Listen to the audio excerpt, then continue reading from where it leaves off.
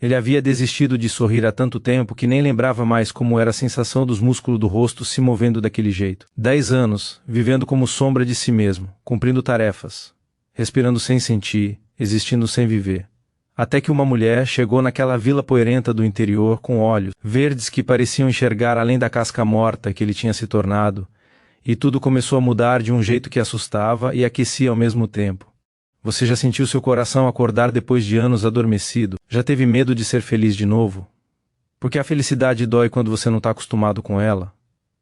Já olhou para alguém e soube no fundo da alma que aquela pessoa poderia ser seu recomeço ou sua ruína? Essa história aconteceu no interior de Goiás, em março de 1938, quando o Brasil ainda era um país de estradas de terra e promessas esquecidas no horizonte. A Fazenda Santa Rita ficava a 3 léguas da vila de São Sebastião do Cerrado, propriedade que se estendia por 16 alqueires de terra vermelha e capim dourado. O gado Nelore pastava tranquilo sob o sol inclemente de Goiás, e a casa grande construída em adobe e telhas de barro tinha varanda ampla que dava para o poente. Era lugar bonito, próspero, bem cuidado, mas faltava vida naquelas paredes. Faltava riso. Faltava aquele tipo de barulho que só a felicidade faz quando habita uma casa. Henrique Alvarenga tinha 42 anos. E parecia carregar o dobro disso nos ombros. Alto com um apontar 5 metros de altura. Ombros largos de quem trabalha desde que o sol nasce até sumir no horizonte. Mãos calejadas que sabiam domar cavalo bravo consertar cerca quebrada. O cabelo castanho escuro já mostrava fios prateados nas têmporas. E os olhos cor de mel, que um dia foram vivos e brilhantes, tinham se tornado distantes como o céu nublado. Ele acordava às 5 de sempre, manhã todos os dias tomava café preto, e forte que a cozinheira Dona Genoveva deixava pronto. Escava o gado com João Pedro, o capataz que trabalhava com ele há 20 anos. Almoçava sozinho na mesa grande da varanda, voltava ao trabalho, jantava sozinho de novo, lia um pouco à luz do lampião, dormia, acordava, repetia, após dia, mês após mês, ano após ano. Uma existência medida em tarefas cumpridas e silêncios habitados. João Pedro observava o patrão com preocupação crescente. Henrique sempre fora homem, de poucas palavras, mas havia diferença entre silêncio confortável e silêncio que sufoca. O capataz lembrava de como Henrique era antes, quando Laura vivia, como ria fácil, como cantarolava, enquanto trabalhava, como olhava para a esposa, com devoção, que fazia até homem calejado sentir inveja. Fazia 10 anos que Laura tinha partido. 10 anos, desde aquele dia horrível, em que Henrique tinha perdido tudo que amava em questão de horas. A comunidade inteira tinha chorado com ele, mas enquanto outros seguiram vivendo, carregando a dor, mas não se deixando matar por ela, Henrique tinha simplesmente parado, congelado no tempo como relógio quebrado, marcando para sempre a hora da tragédia. Dona Sebastiana, vizinha mais próxima, cuja propriedade ficava a meia légua de distância, visitava Henrique uma vez por semana, levando alguma coisa que tinha cozinhado. Mulher de 60 anos, viúva há 5, baixinha e redonda como panela de barro, com cabelos brancos sempre presos em coque apertado e olhos pequenos que não perdiam detalhe. Ela tentava puxar a conversa, falava sobre o tempo, sobre a colheita, sobre as novidades da vila. Henrique respondia com monossílabos educados. Ela suspirava, deixava a comida e ia embora com o coração apertado. Às vezes comentava com João Pedro que aquilo não era jeito de viver, que Henrique estava definhando aos poucos que homem precisava de companhia, de propósito, além de trabalho. João Pedro concordava, mas o que podiam fazer? Henrique era patrão respeitado, homem bom, que pagava salário justo e tratava os funcionários com dignidade. Mas era também homem fechado em si mesmo, muralha alta ao redor do coração destruído.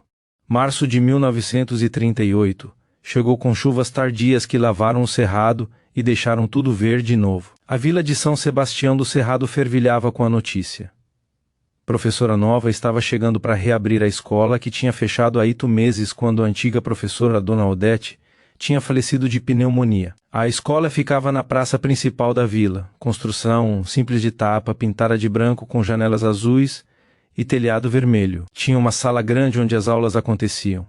Pequeno escritório para a professora e casa anexa de 2 cômodos onde ela moraria.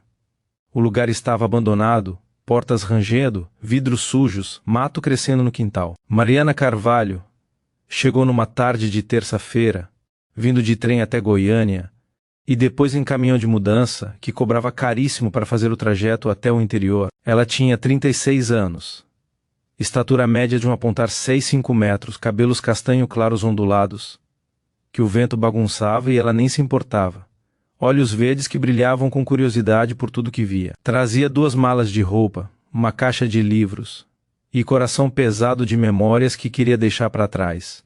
São Paulo tinha sido gaiola dourada. Casamento com Ricardo Mendes, comerciante rico de tecidos finos, homem 20 anos mais velho, que tinha se encantado pela beleza dela quando Mariana tinha apenas 19 anos. Os pais, pobres e deslumbrados com a proposta, tinham praticamente a empurrado nos braços dele. 17 anos de casamento, onde Mariana tinha sido boneca de porcelana na sala de visitas. Usava vestidos caros, joias que pesavam no pescoço. Comparecia a jantares onde era exibida e depois esquecida. Ricardo não era cruel, apenas indiferente. Gostava de tê-la como prova de status, não como companheira. Conversavam pouco, tocavam-se menos ainda. Quando Ricardo morreu subitamente de ataque cardíaco, Mariana chorou, não pelo que perdeu, mas pelo que nunca teve. A família dele tratou de tomar conta dos negócios e das propriedades. Ofereceram pensão mensal se ela ficasse quieta e não reclamasse herança. Mariana aceitou porque não queria nada daquele mundo mesmo. Tinha diploma de professora que nunca tinha usado porque Ricardo achava inadequado a esposa dele trabalhar. Agora era viúva livre, com pequena renda mensal e desejo imenso de recomeçar longe de tudo que conhecia. Quando viu o anúncio da prefeitura de São Sebastião do Cerrado procurando professora, candidatou-se imediatamente. A resposta veio em 3 semanas. Estava contratada e ali estava ela olhando a escola abandonada com mistura de empolgação e apreensão. Tinha muito trabalho pela frente. O presidente da Câmara, Augusto Ferreira, homem magro de bigode retorcido e paletó surrado, tinha recebido na chegada e dado as chaves. O senhor prometeu que a escola estaria pronta, disse Mariana, olhando ao redor do desastre, meio rindo, meio suspirando. Augusto coçou a cabeça envergonhado. É que Dom Odete faleceu de repente, explicou, e depois ninguém cuidou direito, mas a senhora é jovem e capaz. Tenho certeza que vai dar jeito. O salário será depositado no fim do mês na tesouraria. Qualquer coisa é só procurar. Ele saiu apressado e Mariana ficou sozinha no meio da sala empoeirada. Por um momento, sentiu vontade de chorar. Depois respirou fundo, amarrou os cabelos com um lenço que tirou da bolsa, arregaçou as mangas do vestido simples de algodão azul e começou a trabalhar. Varreu o chão, levantando nuvens de poeira que a fizeram espirrar. Limpou as janelas com pano molhado até conseguir ver através delas. Arrumou as carteiras que estavam todas desorganizadas. Era trabalho duro. E o sol de Goiás entrava pela janela sem piedade, fazendo o suor escorrer pelas costas dela. Henrique tinha ido à vila naquela tarde buscar suprimento. Passava lá uma vez por mês, comprava o que precisava no armazém do seu Joaquim, trocava meia dúzia de palavras, voltava para casa. Dessa vez, ao passar pela praça com a carroça puxada por 2 cavalos, notou movimento na escola. Curiosidade pequena o fez parar. Amarrou os cavalos no poste e caminhou até a porta aberta. Viu Mariana subida numa cadeira, tentando alcançar vidro alto da janela, esticando o braço com pano na mão, a cadeira balançando perigosamente. Cuidado, disse ele com voz rouca de quem falava pouco. Mariana se assustou, virou rápido demais. A cadeira inclinou. Ela deu um grito pequeno. Henrique atravessou a sala em 3 passadas e segurou a cadeira, estabilizando. As mãos, grandes dele, firmes na madeira, o corpo alto criando sombra que a protegeu do sol. Obrigada, disse Mariana com mão no peito, respiração acelerada. Quase caí. Henrique olhou para cima para o vidro que ela tentava limpar. Perigoso subir em cadeira velha assim, comentou. Pode quebrar. Eu sei, concordou Mariana, descendo com cuidado, aceitando a mão que ele estendeu para ajudá-la, mas precisa ser limpo. Quando os dedos dela tocaram os dele, algo estranho aconteceu. Como choque pequeno, como faísca, como reconhecimento. Henrique sentiu e retirou a mão rápido demais, quase rude. Mariana sentiu e ficou parada, olhos verdes fixos no rosto dele. Ele era bonito, percebeu ela. Bonito daquele jeito rústico e verdadeiro que homens da cidade tinham perdido. Rosto anguloso queimado de sol, mandíbula forte com barba por fazer, olhos cor de mel que evitavam os dela. Mas era tristeza, naqueles olhos, que a atingiu como soco. Tristeza profunda, antiga, do tipo que marca a alma. Henrique percebeu que estava sendo observado e ficou desconfortável. Posso ajudar com as janelas altas? Ofereceu bruscamente. Sou autossuficiente. Não precisa arriscar pescoço. Mariana piscou, saindo do transe. Ah, não precisa se incomodar, disse rápido. O senhor deve estar ocupado. Vim buscar suprimentos, respondeu Henrique. Posso esperar meia hora, não é incômodo. Antes que Mariana pudesse protestar de novo, ele já tinha pegado o pano da mão dela e alcançado o vidro alto, sem precisar de cadeira. Limpou com movimentos eficientes, soldado cumprindo missão. Mariana ficou observando sem saber o que dizer. Sou Mariana, disse finalmente. Mariana Carvalho, a nova professora. Henrique, respondeu ele sem olhar. Henrique Alvarenga, Fazenda Santa Rita. Prazer em conhecer, senhor Alvarenga. Pode chamar só de Henrique. Ela sorriu pequeno. Então pode me chamar só de Mariana. Ele assentiu, continuou limpando. Quando terminou aquela janela, foi para a próxima. Mariana voltou a varrer, mas ficava olhando de canto de olho. Havia algo nele que a intrigava. A gentileza prática nos gestos. A solidão que emanava como perfume. Quando todas as janelas altas estavam limpas, Henrique devolveu o pano. Está pronto? Informou. Muito obrigada mesmo, disse Mariana com gratidão sincera. Facilitou muito. Ele assentiu, já se virando para sair. Mariana não queria que ele fosse ainda e nem entendia por quê. Espere, chamou. Gostaria de oferecer algo, um café talvez ou água fresca. Henrique hesitou. A educação dizia para aceitar. O instinto de fuga dizia para recusar e ir embora antes que aqueles olhos verdes o alcançassem mais profundamente. Água está bom, disse por fim. Mariana sorriu e o sorriso iluminou o rosto inteiro dela.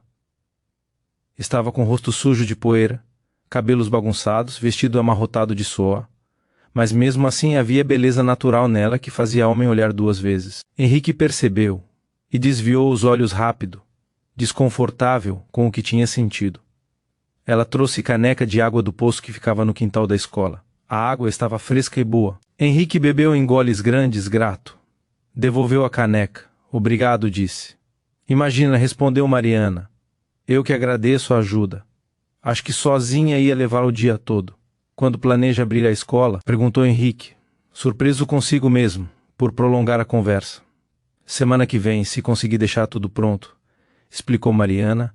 As crianças da vila precisam voltar a estudar. Já ficaram tempo demais sem aula. Bom trabalho, comentou Henrique. Importante. Ela percebeu que ele estava prestes a ir embora de novo. Sim.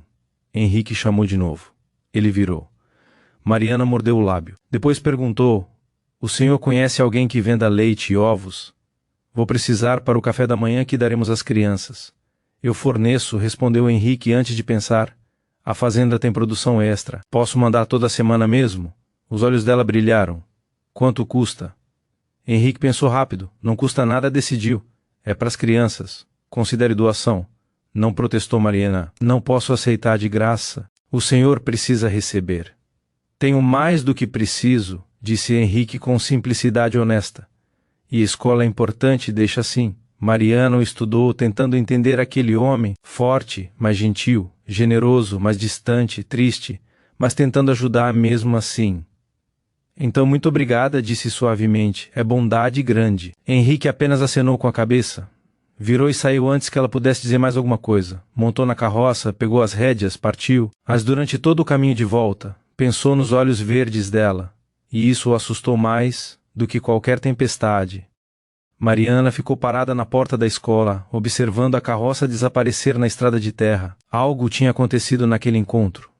Algo pequeno, mas significativo, como porta se abrindo depois de estar trancada por tempo longo demais. Ela voltou ao trabalho com energia renovada, cantarolando baixinho enquanto limpava. Não sabia por que se sentia mais leve. Não entendia o formigamento nas mãos onde ele tinha tocado. Não compreendia a curiosidade que sentia sobre aquele homem de olhos tristes e gestos gentis. O coração sábio de jeitos que a mente não é, já sabia. Os dias seguintes passaram com Mariana, trabalhando de sol a sol para deixar a escola pronta. A comunidade aos poucos.